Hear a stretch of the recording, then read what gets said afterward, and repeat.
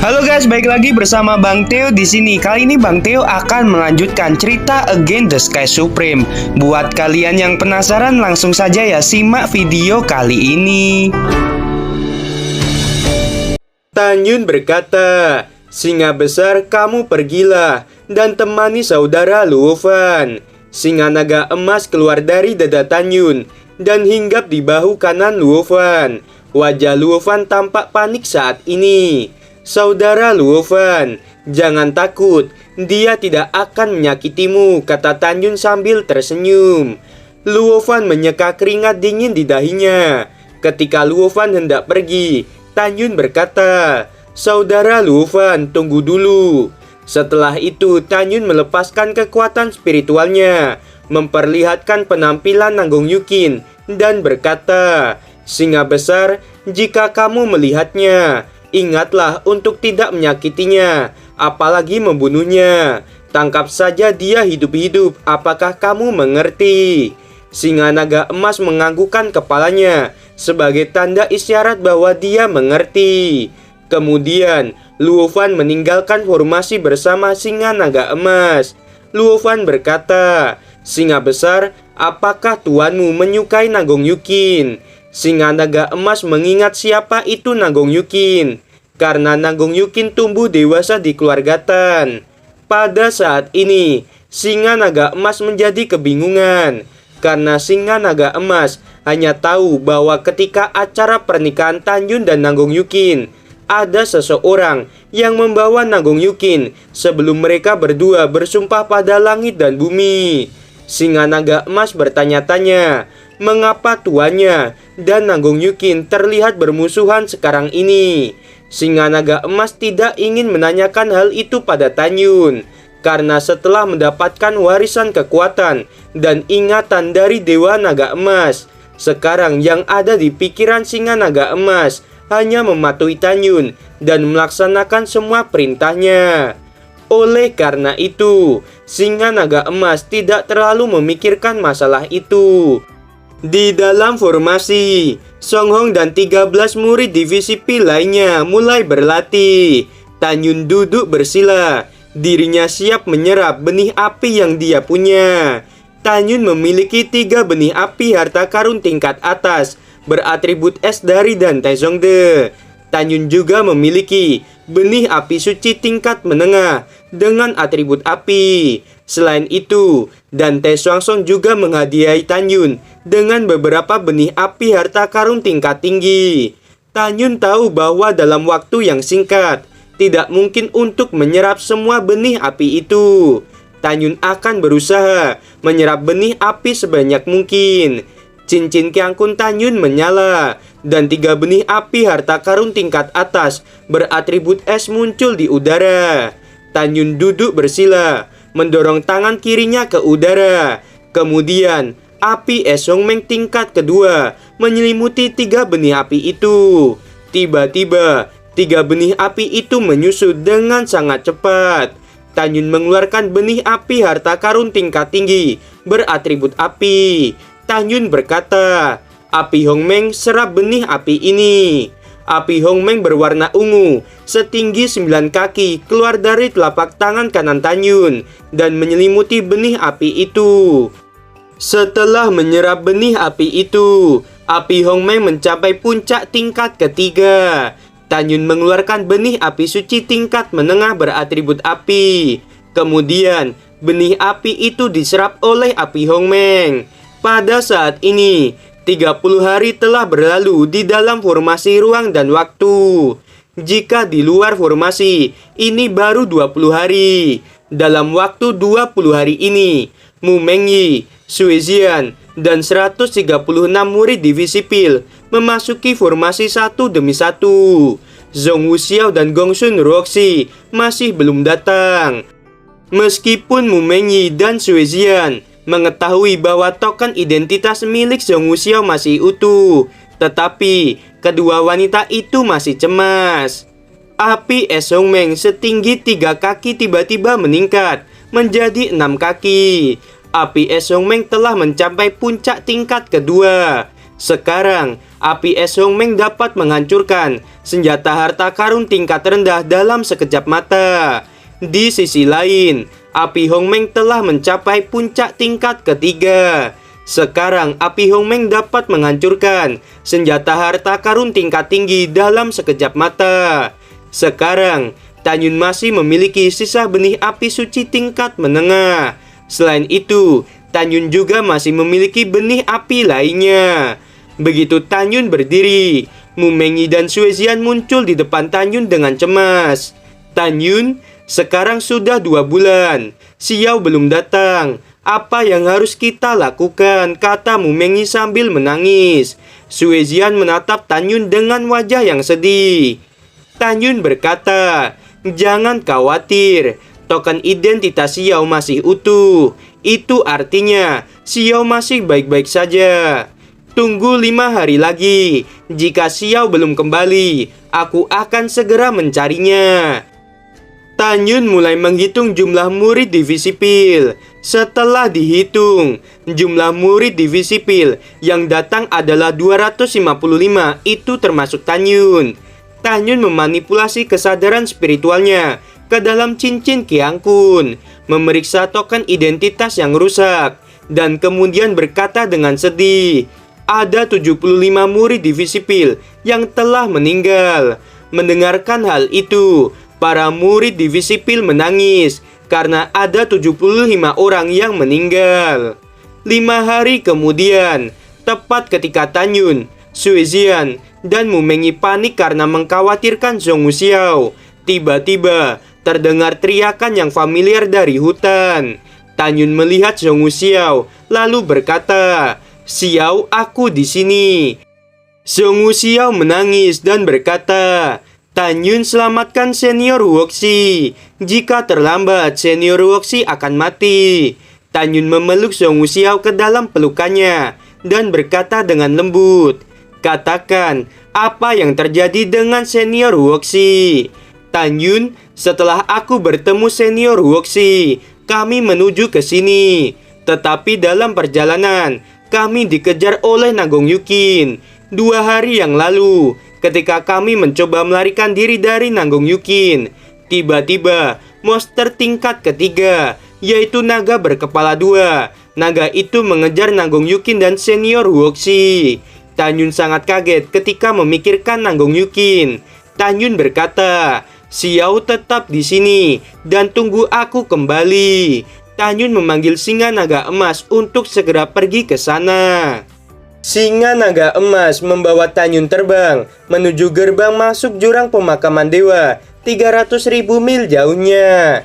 Karena Gongsun Ruoxi dan Nanggong Yukin dikejar oleh naga berkepala 2 yang keluar dari jurang pemakaman dewa, Tan Yun melesat menuju tempat naga berkepala 2 muncul dan mencari jejak yang naga itu tinggalkan.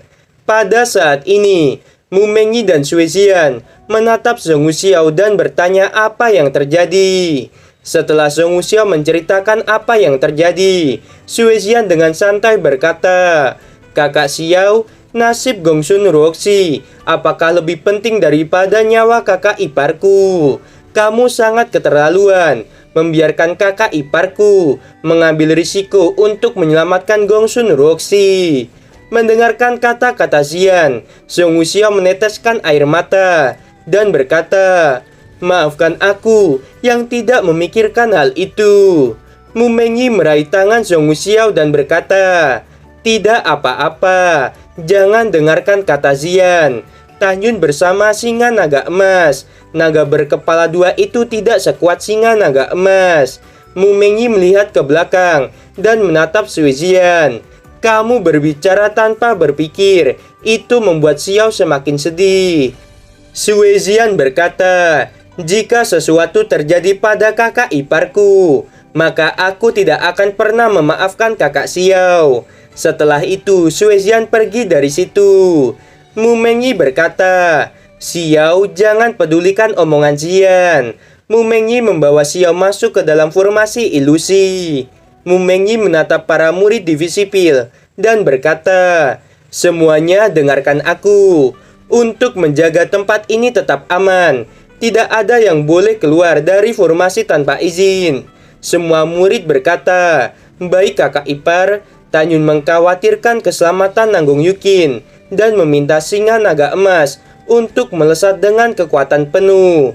Keesokan paginya, Tanyun mencapai gerbang masuk jurang pemakaman dewa. Singa besar, aku tidak bisa melihat dengan jelas karena banyak kabut di sini. Cepat kamu terbang lebih rendah. Singa naga emas menukik ke bawah. Tanyun melihat sesuatu dan bergumam. Ada jejak selebar 3 kaki. Sepertinya ukuran naga berkepala 2 ini sangat besar. Singa besar, bisakah kamu melacak keberadaan Nanggung Yukin dan Gongsun Ruoxi? Singa naga emas meraung dan mengangguk. Dalam 3 hari berikutnya, singa naga emas membawa Tanyun sejauh 1 juta mil. Di tengah perjalanan, Tanyun melihat sebuah puncak yang telah runtuh karena serangan naga berkepala 2. Setelah itu, Tanyun dan singa naga emas bolak-balik di sekitar tempat itu. Tiba-tiba, ada naga berkepala 2 yang muncul. Salah satu kepala naga berwarna hitam dan kepala satunya berwarna putih. Itu adalah naga angin dan guntur. Tanyun berkata, "Singa besar, apakah kamu yakin bisa membunuhnya?" Singa naga emas menganggukkan kepalanya. Pada saat ini, Tanyun melihat 2 perahu roh yang tergantung di atas puncak. Samar-samar terlihat ada 2 bayangan orang. Naga angin dan guntur membuat pusaran angin yang melesat menuju perahu roh itu. Di tengah suara hujan dan angin, tiba-tiba ada suara wanita berteriak ketakutan. Tanyun berkata, "Itu mereka. Singa besar, dengarkan perintahku. Kamu seranglah naga angin dan guntur, sementara aku akan menyelamatkan mereka." Setelah menerima perintah, singa naga emas melesat ke arah naga angin dan guntur. Pada saat ini, di atas puncak, perahu roh milik Nanggung Yukin dan Gongsun Ruoxi perlahan-lahan terseret pusaran angin. Kepala naga yang berwarna putih melebarkan mulutnya. Seakan-akan kepala naga berwarna putih itu siap menelan perahu roh milik mereka berdua. Ketika perahu roh berjarak 60 kaki dari kepala naga berwarna putih, Nanggung Yukin dan Gongsun Ruoxi di perahu roh sangat panik. Mata mereka mengungkapkan keputusasaan yang mendalam, terutama Nanggung Yukin, karena perahu roh yang dikendarainya adalah perahu roh harta karun tingkat tinggi. Tapi kekuatan penerbangan perahu roh harta karun tingkat tinggi tidak bisa lepas dari pusaran angin. Jika mereka mencoba memakai pedang terbang untuk lari, mereka akan terhisap ke dalam mulut naga yang berwarna putih. Di tengah hujan lebat, Gongsun Ruoxi menghadapi malapetaka kematian. Gongsun Ruoxi bergumam di dalam hatinya, "Kakek telah merawatku, tetapi kakek tidak benar-benar mencintaiku. Orang tuaku juga telah meninggalkanku. Mungkin kematian adalah sesuatu yang bisa membuatku sedikit lega. Satu-satunya penyesalan dalam hidupku adalah aku yang tidak memiliki keberanian untuk mengatakan kepadanya bahwa aku menyukainya." Nanggung Yukin berkata, "Mengapa kamu hanya terdiam? Cepat bantu aku cari solusi untuk keluar dari sini." Gongsun Ruoxi tiba-tiba melihat ke samping ke arah Nanggung Yukin dan berkata dengan marah, "Kamu wanita sialan. Jika kamu tidak mengejarku dan Xiao, aku tidak akan bertemu dengan naga ini." Nanggung Yukin berkata, "Gongsun Ruoxi, kamu harus berterima kasih kepada naga ini. Jika naga ini tidak muncul, kamu akan dibunuh olehku. Sekarang cepat bantu aku melawan naga ini. Jika kita berhasil, aku akan membiarkan kamu pergi sementara waktu." Mendengarkan hal itu, Gongsun Ruoxi tiba-tiba tertawa dan berkata, "Aku hanyalah seorang yatim piatu. Tidak ada seorang pun di dunia ini yang akan sedih ketika aku mati. Sementara kamu adalah gadis suci dari istana jiwa ilahi dan putri dari dinasti Nanggong. Aku tidak peduli jika kita mati di sini." Nanggung Yukin berkata, gadis suci ini akan membunuhmu. Ketika Nanggung Yukin memegang pedang di tangan kanannya, tiba-tiba perahu roh mereka kehilangan keseimbangan dan makin mendekat dengan mulut naga. Pada saat ini, singa naga emas meraung dengan penuh niat membunuh. Singa naga emas melesatkan cakar miliknya yang seperti sabit ke arah naga angin dan guntur. Cakar singa naga emas menyayat kulit naga angin dan guntur, menyebabkan darah berceceran. Singa naga emas membuka mulutnya, dan taring yang tajam menusuk tubuh naga angin dan guntur. Kepala naga yang berwarna hitam menggigit tubuh singa naga emas. Pada saat yang sama, ekor naga angin dan guntur dilesatkan ke arah perahu roh milik Nanggung Yukin dan Gongsun Roxy. Jika mereka terkena serangan ekor naga angin dan guntur, perahu roh milik kedua wanita itu pasti akan hancur. Saat Nanggung Yukin dan Gongsun Roxy berteriak ketakutan dan putus asa, Tanyun melakukan langkah Dewa Hongmeng dan melesat ke arah puncak. Kekuatan spiritual emas keluar dari tubuh Tanyun. Tanyun mengeluarkan pedang ilahi Hongmeng dan memegangnya. Setelah itu, Tanyun mengayunkan pedangnya ke arah ekor naga angin dan guntur. Pedang ilahi Hongmeng hampir saja membuat ekor naga angin dan guntur terputus. Pada saat yang sama, Tanyun terkena serangan. 3 tulang rusuknya telah patah. Darah keluar dari mulutnya, dan tubuhnya terpental ke arah Nanggung Yukin. Gongsun Roxy berteriak, "Nanggung Yukin, jangan lakukan itu." Pada saat ini, Nanggung Yukin menusukkan pedangnya ke punggung Tanyun. Nanggung Yukin telah diperintahkan oleh Sugeyu untuk membunuh Tanyun. Dan sekarang Nanggung Yukin berpikir bahwa setelah Tanyun menyelamatkan Gongsun Roxy, Tanyun pasti akan membunuh dirinya. Tanyun tampak kesakitan saat ini. Gongsun Roxy berteriak, "Nanggung Yukin, kamu memang wanita rendahan." Gongsun Roxy melesatkan cahaya pedang ke arah kepala Nanggung Yukin. Tanyun berkata, "Senior Roxy, jangan sakiti dia." Mendengarkan kata-kata itu membuat Nanggung Yukin dan Gongsun Roxy tercengang. Tanyun menoleh ke belakang dan berkata, "Pusaran angin telah berhenti. Kalian pergilah." "Tanyun, aku tidak akan pergi," kata Gongsun Roxy sambil memegang Tanyun. Nanggung Yukin menatap Tanyun yang terluka parah akibat ditusuk olehnya. Seketika, perasaan sakit hati yang luar biasa memenuhi hatinya. Tubuh Nanggung Yukin bergetar hebat, tekadnya untuk membunuh Tanyun menghilang. Sekarang Nanggung Yukin menjadi panik. Nanggung Yukin memandang Tanyun yang berlumuran darah membuatnya ingin menangis.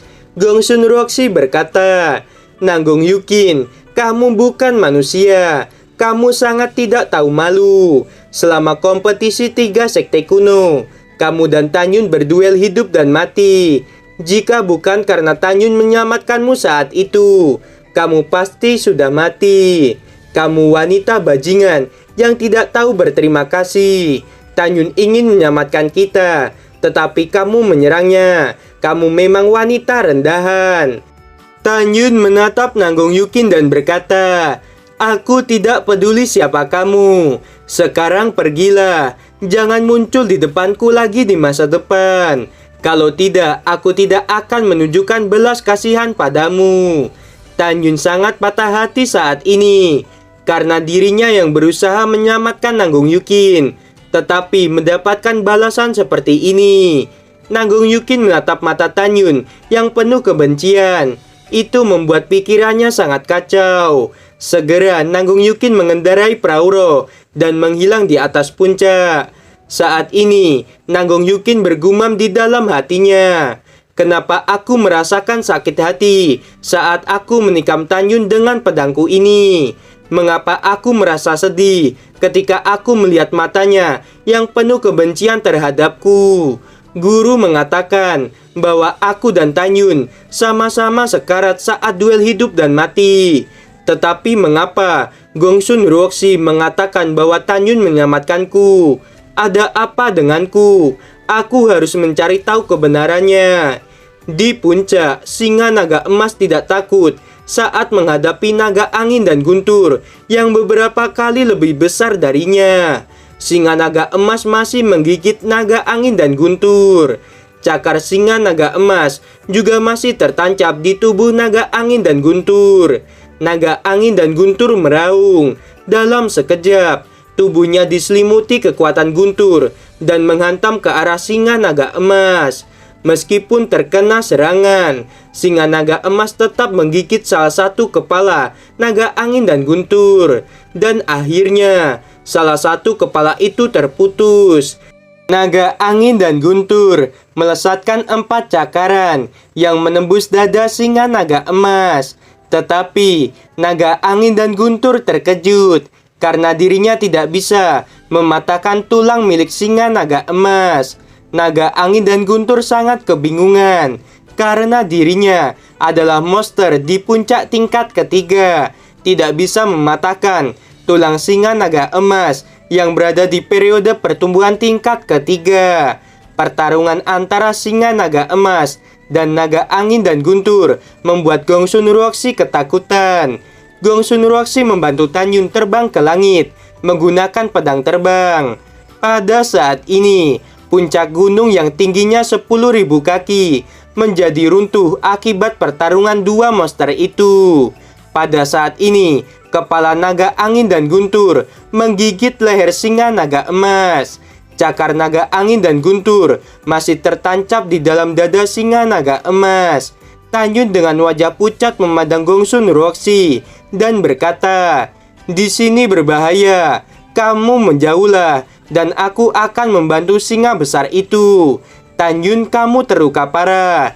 Sebelum Gongsun Ruoxi selesai berbicara, Tanyun sudah memegang pedang Ilai Hongmeng dan melesat menjauh dari Gongsun Ruoxi. Ketika Tanyun muncul 300 kaki di atas naga angin dan guntur, Tanyun berteriak, "Api es Hongmeng!" Dalam sekejap, api berwarna biru menutupi kepala naga angin dan guntur. Tanyun mengumpulkan kekuatan spiritualnya ke dalam pedang Ilai Hongmeng. Segera, cahaya pedang setinggi 100 kaki melesat ke arah kepala naga angin dan guntur.